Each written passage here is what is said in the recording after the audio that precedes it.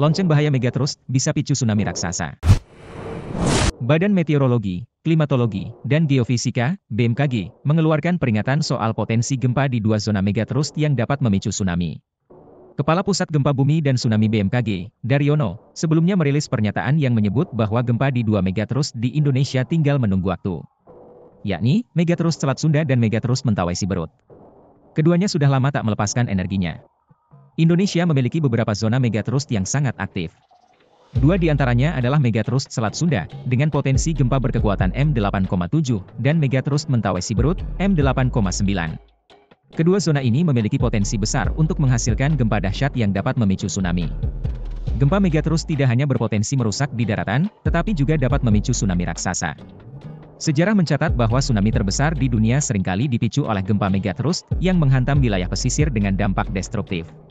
Meski banyak penelitian dilakukan, hingga kini belum ada teknologi yang mampu memprediksi secara akurat kapan gempa megatrust akan terjadi.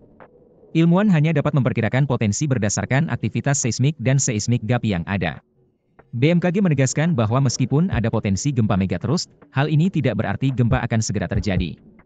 Peringatan yang diberikan bertujuan untuk meningkatkan kewaspadaan, bukan untuk menimbulkan ketakutan di masyarakat. Mengingat ancaman yang ada, kesiapsiagaan adalah kunci dalam mengurangi dampak gempa megatrust. BMKG dan pihak terkait terus mengedukasi masyarakat tentang pentingnya mitigasi bencana, seperti rencana evakuasi dan pelatihan tanggap darurat, untuk meminimalkan korban jiwa. Dengan memahami fakta-fakta ini, masyarakat diharapkan dapat lebih siap menghadapi ancaman gempa megatrust yang mungkin terjadi di Indonesia. Kesiapsiagaan dan kewaspadaan adalah langkah terbaik untuk mengurangi dampak bencana yang tidak dapat diprediksi ini.